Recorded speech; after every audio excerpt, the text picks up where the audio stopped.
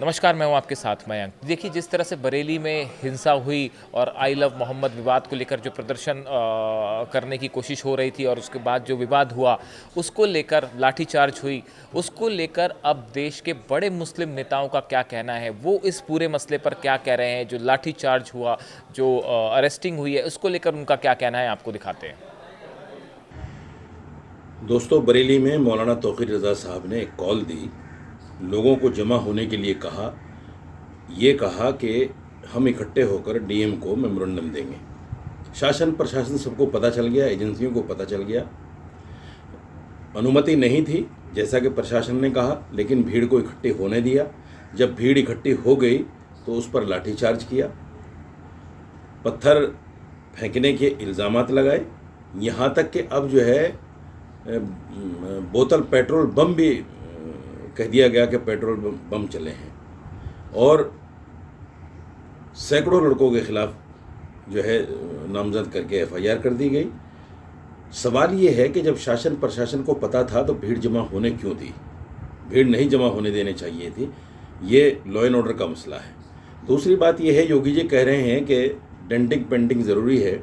योगी जी, मैं बड़े आदर के साथ आपसे कहना चाहता हूँ, उन साधु संतों की डेंटिंग पेंटिंग कब होगी जो कहते हैं मुसलमान मलेच्छ हैं, विधर्मी हैं, इनसे लेन देन बंद करो, इनको दुकान किराए पर ना दो, इनको मकान किराए पर ना दो, और यतीमाना सरस्वती जैसे लोग, उनकी डेंटिंग पेंटिंग आप कब करेंगे? उनकी डेंटिंग पेंटिंग कब करेंगे जिन्होंने कावड़ यात्रा के नाम पर लोगों की दुकानें फूकी, दुकानें तोड़ी, लोगों की गाड़ियां जलाई, लोगों की गाड़ियां फूकी? उनकी डेंटिंग पेंटिंग कब करेंगे? क्या मुसलमान सिर्फ डेंटिंग पेंटिंग के लिए रह गया? संवैधानिक पद पर बैठे हुए इस तरह से आपको इस तरह का बयान नहीं देना चाहिए।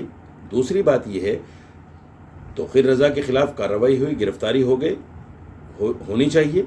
ऐसी कॉल नहीं देनी चाहिए जब अनुमति नहीं है, मैं इस बात को मानता हूँ। दूसरे ये है कि आई लव मोहम्मद के सामने आई लव महादेव का ट्रेंड भी नहीं लेकर आना चाहिए, ये भी गलत है। देखिए, कोई मुसलमान ऐसा नहीं है जिसके दिल में मोहब्बत ना हो मोहम्मद की। उनकी मोहब्बत के बिना मुसलमान ही नहीं हो सकता। तो उसको नमाज के बाद इस तरह से दिखाने की ज़रूरत नहीं है। आप मुसलमान हो, इसका मतलब आपके दिल में मोहब्बत है, उसके बिना आप मुसलमान ही नहीं हो। और ये जो तमाशा चल रहा है देश में कि कुछ लोगों का समूह इधर भी उकसाता है, इधर भी उकसाता है, और नफरत फैलाने की बात हो रही है। बरेली में लोग लड़के निकल गए, क्यों निकल रहे भाई? नमाज, मस्जिदें नमाज पढ़ने के लिए हैं। आप नमाज पढ़िए, आप नमाज पढ़िए, गुमराही के रास्ते पर मत जाइए। पुलिस को लाठी चलाते हुए आपके तरस नहीं आता, पुलिस को आपको गोली मारते हुए दर्द नहीं होता। संभल में सीधे सीने पर गोली मारी थी। इस चीज़ को आप ध्यान में रखिए कि आपके लिए दर्द नहीं है, आपको इंसान नहीं समझा जा रहा। तो हमें इस बात को लिए मैं सभी उलेमा इकराम से भी दरख्वास्त करना चाहता हूँ कि ये जो साजिश के तहत एक काम हो रहा है, इसको रुकवाइए। ये काम ठीक नहीं है, किसी भी सूरत में ठीक नहीं है।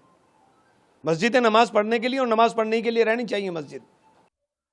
जुमे के बाद जो भी वाक़या हुआ वो अफसोसनाक है।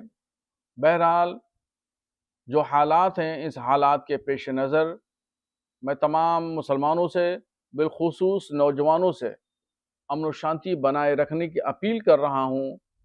और पैगम्बर इस्लाम सल्लल्लाहु ताला अलैहि वसल्लम की तालीमात यही हैं, और उन्होंने पूरी दुनिया को अमन का पैगाम दिया, शांति का पैगाम दिया। उन्होंने टकराव की स्थिति पैदा नहीं की। उन्होंने जहाँ भी विवाद की पोजीशन होती थी वहाँ वो समझौता करते थे, और उनके बताए हुए रास्ते पर चलना ही मोहब्बत की दलील है।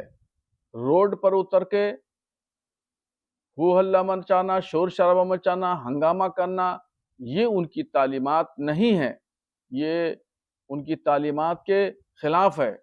इसलिए मैं तमाम लोगों से गुजारिश करता हूँ कि अमन शांति को बनाए रखें, कानून व्यवस्था दुरुस्त रहे, और कोई भी व्यक्ति कानून को अपने हाथ में न ले, और किसी से भी, चाहे पुलिस और प्रशासन के लोग हों या गैर मुस्लिम लोग हों या आपस के भी लोग हों, किसी से टकराने की कोशिश न करें। पैगंबर इस्लाम के बताए हुए रास्ते पे चलें, यही इजहार मोहब्बत है।